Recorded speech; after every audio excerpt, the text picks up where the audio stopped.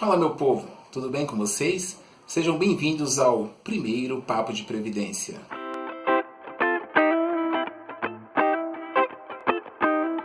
Eu já gravei um vídeo anteriormente contando um pouquinho da minha história e o porquê da criação do Papo de Previdência. Então sugiro, se você não viu esse vídeo, clique na descrição que eu vou deixar aqui embaixo, dá uma olhada no vídeo para você poder entender um pouquinho do contexto da criação do canal. Tudo bem? Antes de entrar no papo de hoje, eu quero falar para vocês que no final desse vídeo a gente vai ter o papo reto. E o que é o papo reto? O papo reto é onde eu vou dar dica específica dentro do assunto que a gente vai tratar no dia. Dicas que podem salvar a pele de muita gente. Então, assista o vídeo para você entender o contexto e no final não deixe de pegar o papo reto, que são dicas valiosíssimas. Vamos ao assunto de hoje? E o Papo de Previdência hoje vai tratar de um assunto que causa bastante confusão na cabeça de quem trabalha com direito previdenciário, principalmente quem está começando a trabalhar com direito previdenciário ou quem é entusiasta da área. Hoje a gente vai falar um pouquinho sobre carência. É claro que eu não estou falando de carência afetiva, vamos falar de carência dentro do direito previdenciário. Afinal, o que é carência? Se você trabalha com direito previdenciário ou, como eu disse, já é entusiasta da área, você já ouviu alguma dessas perguntas, quiçá você já fez alguma dessas perguntas. São elas: por que fulano não pôde se aposentar se ele tinha tempo de contribuição e a idade? Carência e tempo de contribuição não são as mesmas coisas? É possível ter 15 anos de contribuição e não ter carência mínima? É possível ter carência mínima e não ter 15 anos de contribuição? Eu sou capaz de apostar um laca com vocês se vocês nunca fizeram essa pergunta ou nunca ouviu alguém fazendo essa pergunta. E por que de tanto questionamento? Os questionamentos surgem porque carência é um assunto que, se for tratado de forma superficial, realmente gera bastante confusão e pode trazer transtornos até financeiros para quem estiver atuando na área. Então, bora ver do que se trata o PDP de hoje?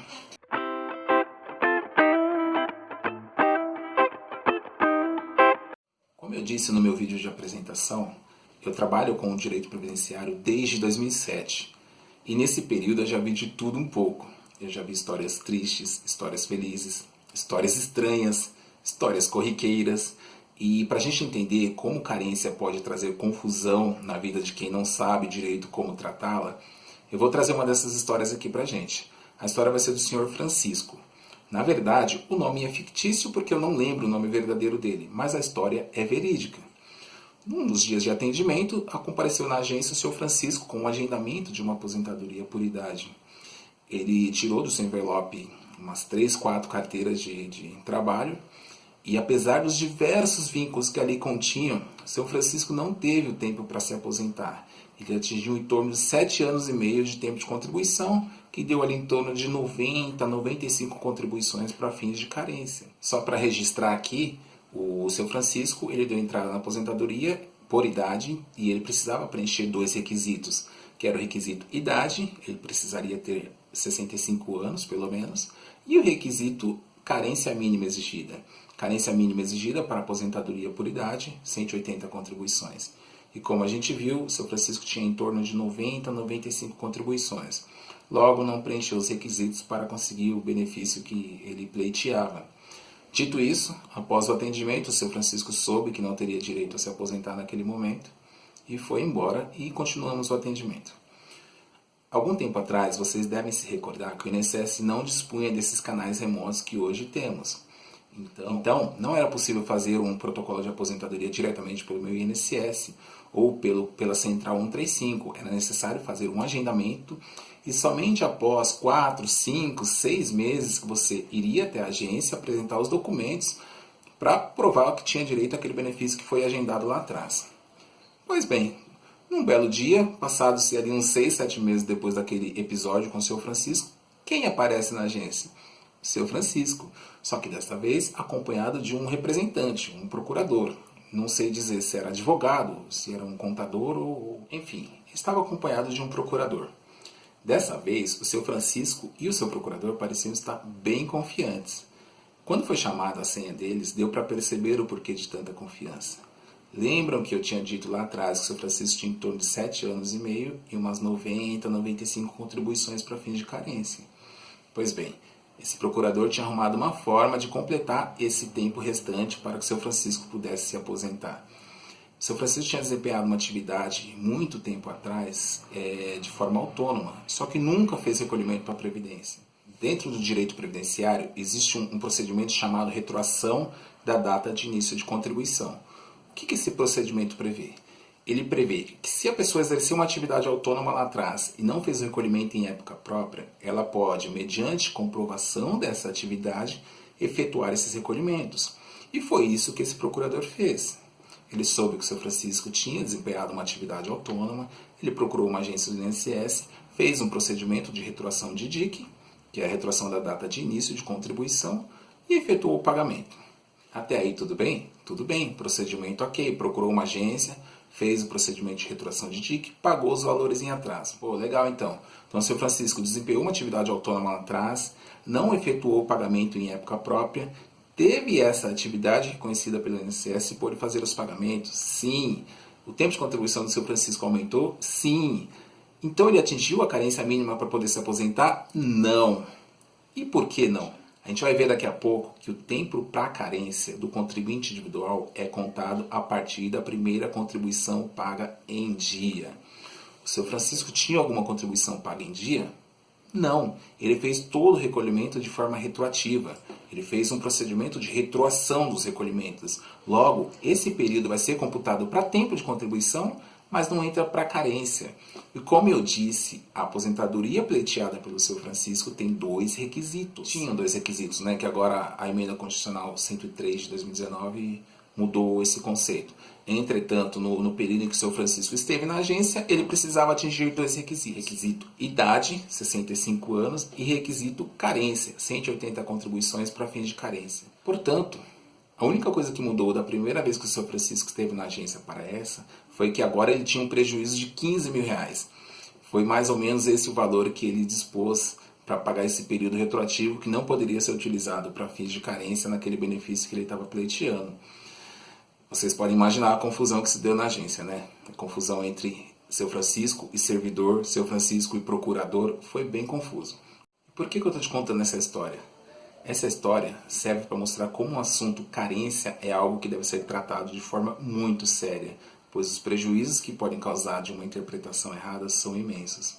Agora vamos ver na legislação o que diz sobre carência, para a gente poder entender por que o seu Francisco não pode levar esse tempo para fins de carência. Vamos ver o que diz a legislação. O Instituto Carência é tratado dentro da legislação previdenciária na 8.213, Lei 8.213 de 91, do artigo 24 ao 27. A definição de carência está no artigo 24, que trata esse dispositivo como um número mínimo de contribuições mensais indispensáveis para que o beneficiário faça jus ao benefício, considerada a partir do primeiro dia dos meses de sua competência. Veja que o texto fala sobre quantidade mínima de contribuições mensais. Contribuições.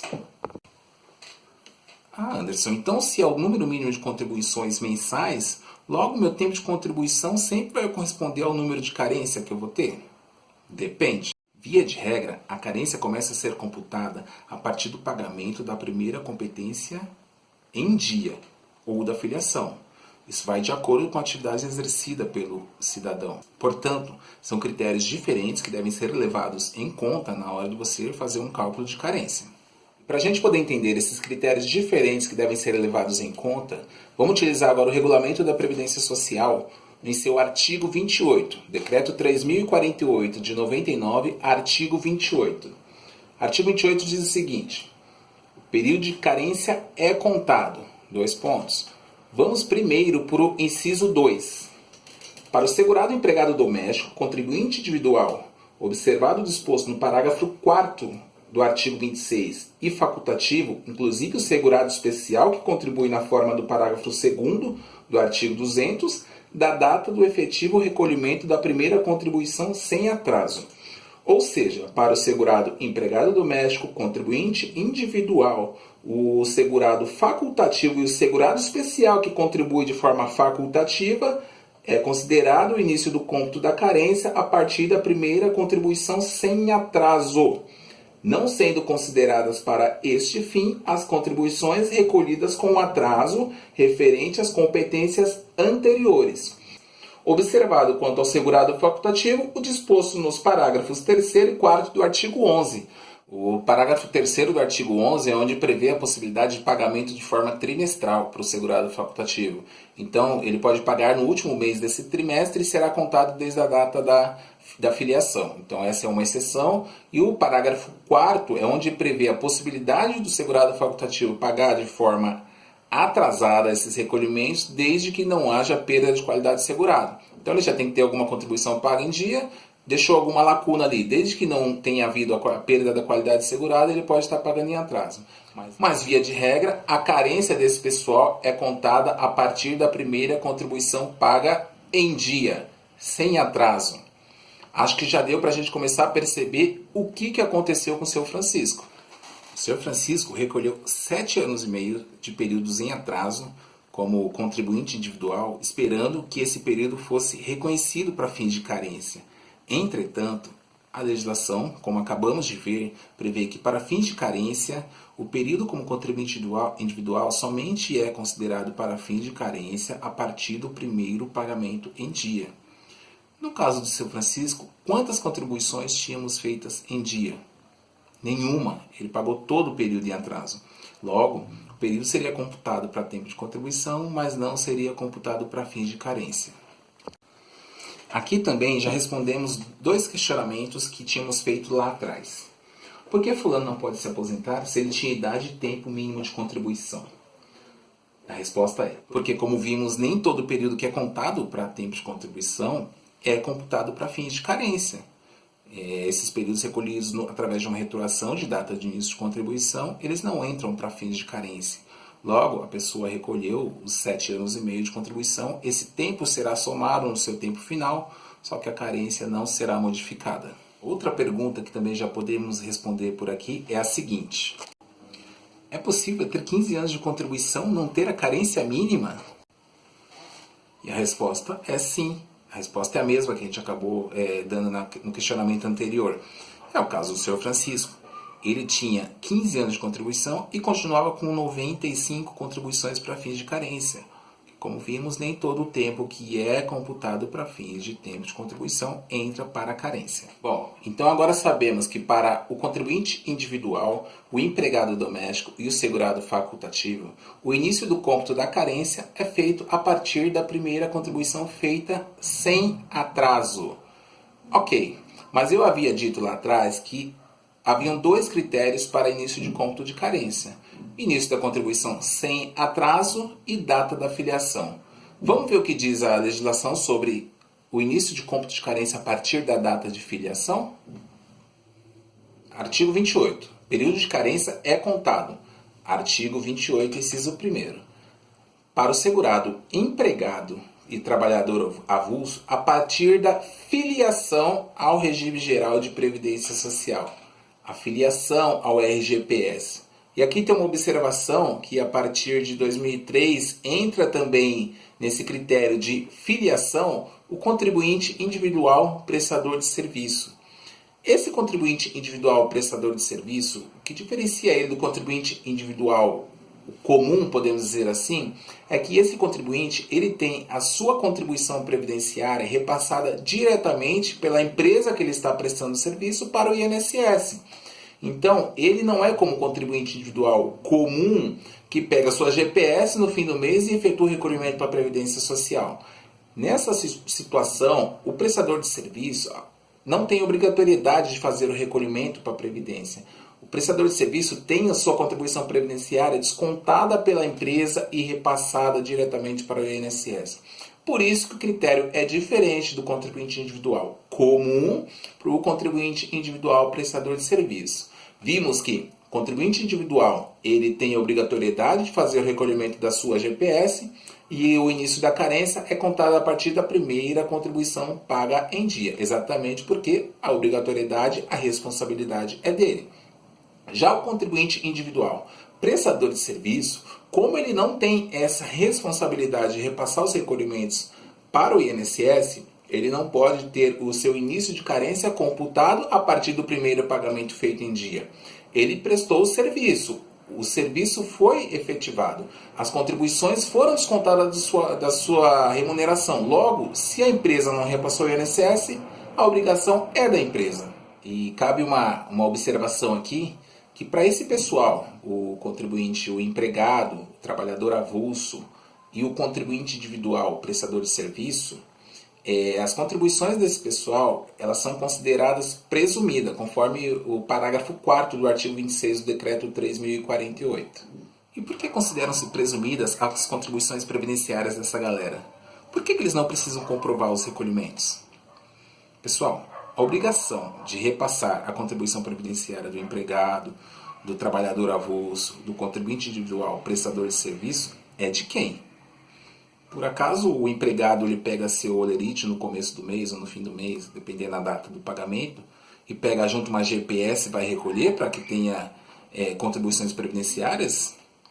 Não. A contribuição é feita diretamente pelo empregador. O empregador ele faz essa retenção no pagamento do empregado e repassa para a Previdência. Por isso, não teria lógica você exigir do empregado comprovar um recolhimento que não foi obrigação dele repassar para a Previdência. A obrigação é do empregador. É o empregador que tem que estar repassando esses valores para a Previdência.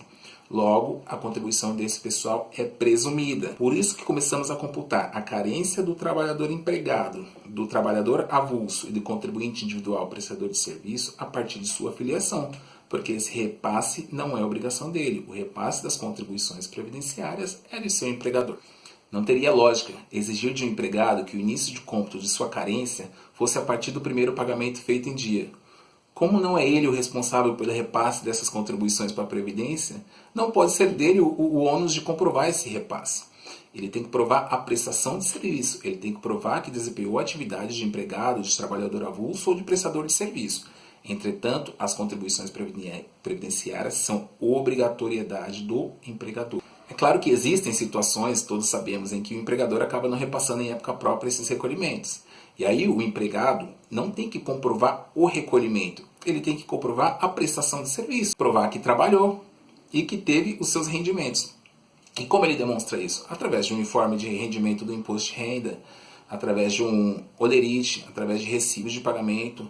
Ele vai demonstrar ao INSS que ele exerceu realmente aquela atividade remunerada e mostrar qual foi a renda que ele percebeu naquele período para que possa ser utilizada para fins de cômputo do seu salário de benefício.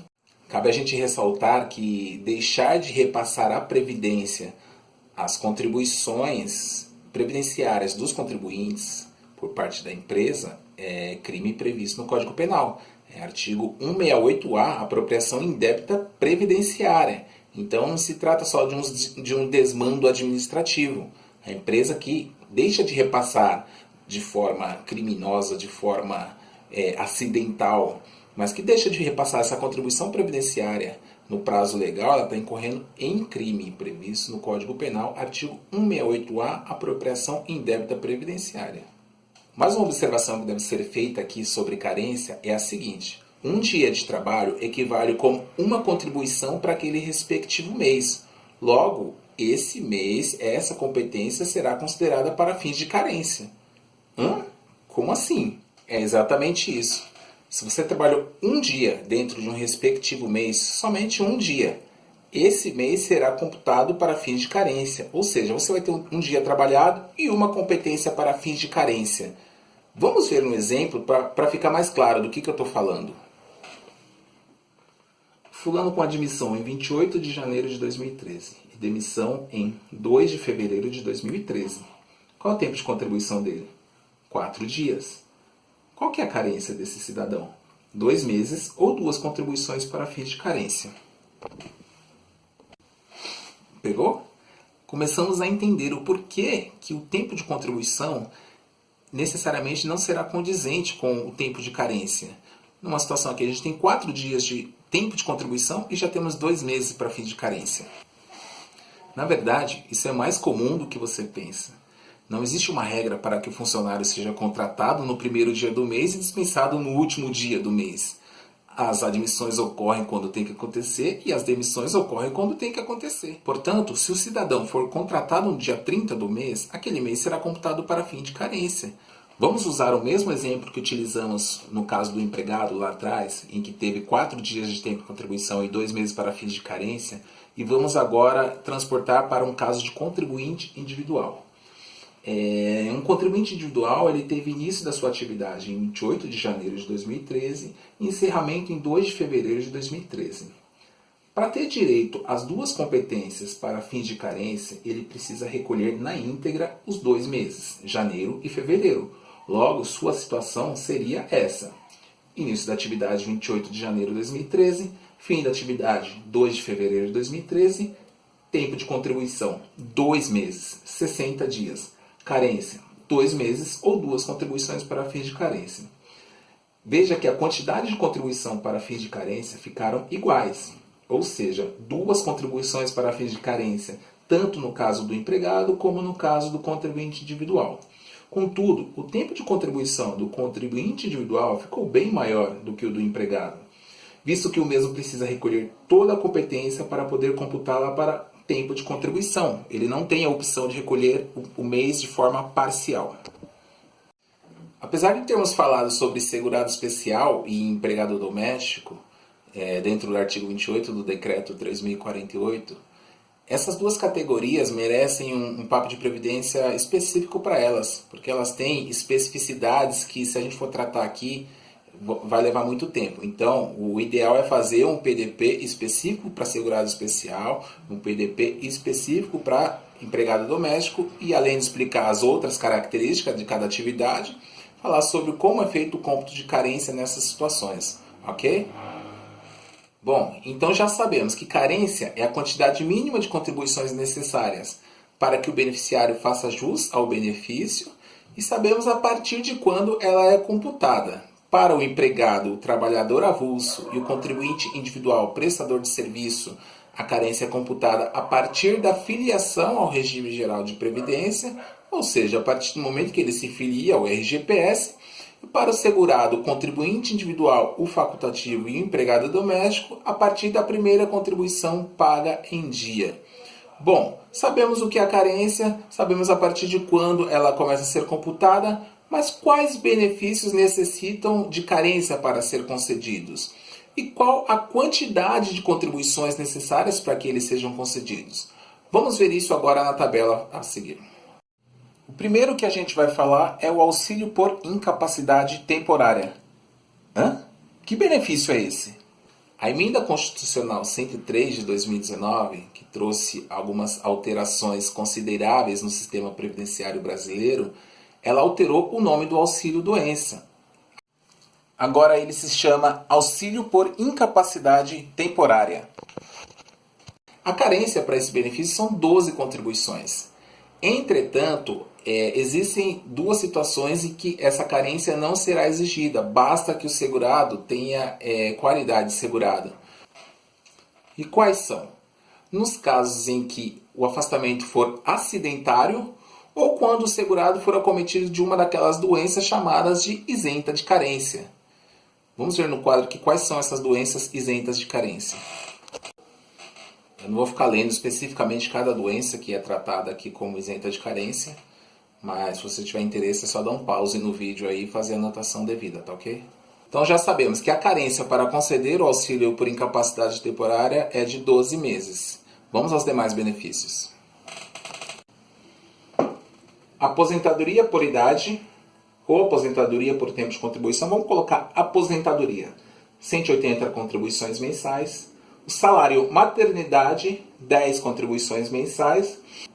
Mais uma observação aqui. Dentro do salário maternidade, vimos que a carência exigida para a concessão do benefício são 10 meses.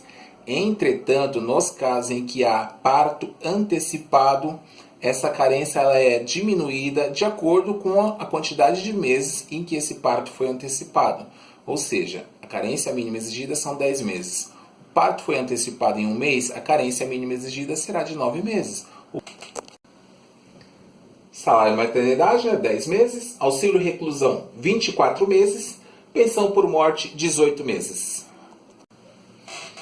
Eu coloco a pensão por morte aqui no rol dos benefícios que necessitam de carência, por quê? Apesar do benefício ser concedido sem que haja um número mínimo de contribuições efetivadas pelo falecido, se esse número mínimo de contribuições for inferior a 18 contribuições, o dependente somente terá direito a 4 meses de benefício. Vai ser uma espécie de auxílio funeral. Então, para que o segurado faça jus a receber a pensão por morte não só por 4 meses, o falecido tem que ter recolhido para a Previdência Social por mais de 18 meses. Portanto, exige sim uma carência mínima aí de 18 meses de contribuição. Tá, Anderson, mas existem benefícios que não exigem carência para ser concedido? Sim, existem. Salário família é um exemplo disso. O auxílio doença por acidente de trabalho. E o salário maternidade para seguradas empregadas, empregadas domésticas e trabalhadoras avulsas. Legal. Mas e se o segurado deixar de recolher para a Previdência Social por algum tempo e ocorrer a perda de qualidade de segurado? Ou seja, ele não está mais coberto pelos benefícios da Previdência. Para ele ter direito a esses benefícios novamente, ele precisa recolher toda a carência? Para ter direito a um auxílio temporário por incapacidade, vai ter que voltar a recolher os 12 meses de contribuição? Para a segurada ter direito a um auxílio, a um salário maternidade, ela vai ter que voltar a recolher os 10 meses de contribuição? Não, não será necessário. Uma vez já atingido a carência mínima para concessão de um benefício específico e ocorrendo posteriormente a perda de qualidade de segurado, basta que esse segurado volte a recolher para a Previdência e atinja a metade da carência original exigida para a concessão daquele benefício. Vamos ver na tabela os exemplos. Auxílio temporário por incapacidade, o auxílio doença. Vai precisar de 6 meses de contribuição. Lembra que a carência original eram 12 meses de contribuição. Salário maternidade, 5 meses mensais. E assim por diante. Essa regra de carência é um pouco diferente quando falamos de aposentadoria. As contribuições para fins de carência nos casos de aposentadoria são somadas, independente se houver ou não a perda de qualidade de segurado. Um exemplo, o segurado trabalhou por 5 anos numa empresa, 60 meses para fins de carência. Ficou 4 anos sem trabalhar, houve perda de qualidade de segurado. Depois ele trabalhou mais 10 anos, mais 120 meses para fins de carência. Esses 120 meses serão somados aos 60 meses anteriores que ele tinha trabalhado. Logo, esse segurado terá 180 meses para fins de carência. Não acontece dele perder a carência que já tinha adquirido lá atrás. Essa carência é somada até que ele atinja os requisitos mínimos para poder se aposentar. Cabe ressaltar que a Emenda Constitucional 103 de 2019, a reforma previdenciária, não deixou de exigir a carência mínima de 180 contribuições para fins de aposentadoria. Então, esse critério ainda deve ser observado para a concessão de benefícios, seja anterior à reforma ou posterior à reforma.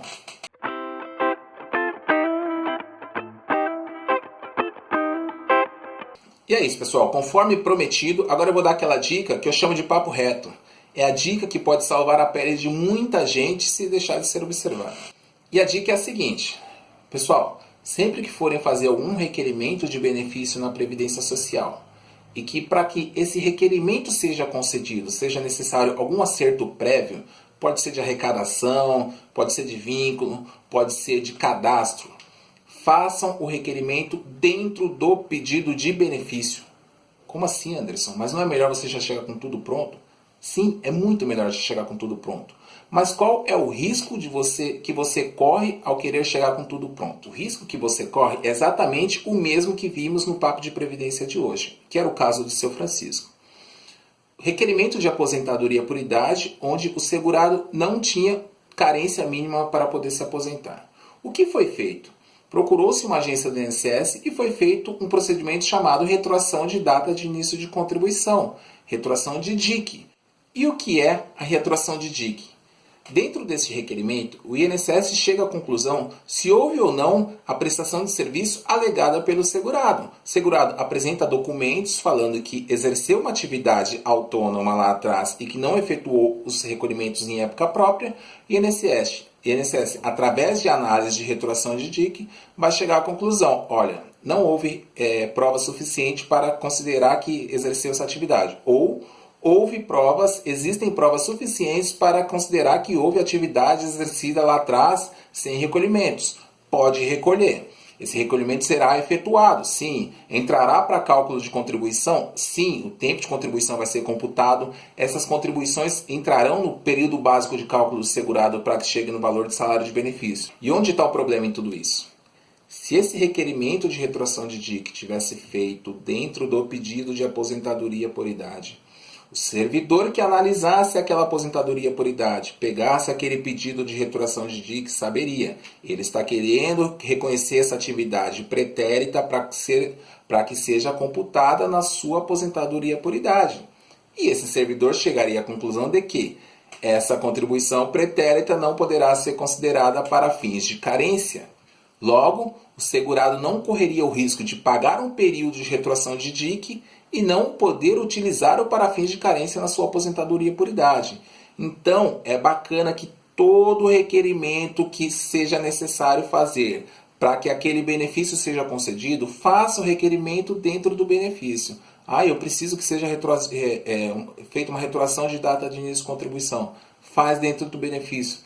Mas o segurado ele tem um NIT indeterminado, pede o acerto dentro do benefício. Ele tem um NIT inexistente, ele tem um NIT faixa crítica, faz o acerto dentro do benefício. Faz uma petição, coloca todos os problemas que forem encontrados na situação do segurado e peça para que sejam corrigidos dentro do benefício. E sempre faça menção que essa correção é para fins de concessão da aposentadoria X. Então, se você quer pagar um período atrasado, deixe claro que esse período atrasado você quer que ele seja computado para fins de carência, para fins de tempo de contribuição. Deixe claro qual que é a sua intenção. Com isso, o servidor que pegar para fazer análise vai falar para você, a guia não foi feita porque se mesmo você pagando o período X, não será computado para fins de carência. Ou a guia não foi feita porque não dá direito a isso, isso, aquilo, outro. Será uma situação específica. E mesmo que a negativa não seja de acordo com o que você entenda de benefício, fazendo todos esses pedidos de acertos prévios dentro do benefício, você poupa duas coisas. Tempo, porque vai ser um único requerimento, e muitas vezes dinheiro, porque você não corre risco de estar recolhendo um período que lá na frente não poderá ser considerado. Então, papo reto de hoje é o seguinte: faça um único requerimento especificando todas as situações que você quer que seja corrigida. Tudo bem?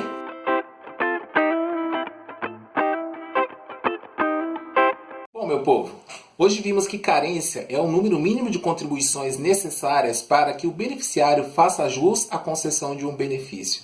Vimos também que o início do cômputo de carência pode variar de acordo com a atividade exercida pelo segurado, sendo que pode ser a partir do momento da filiação ao regime geral de previdência social ou a partir do pagamento da primeira contribuição sem atraso.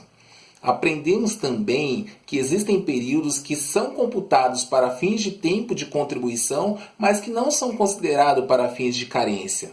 E com isso conseguimos entender por que às vezes a quantidade de carências que o segurado possui não bate com o seu tempo de contribuição ou vice-versa.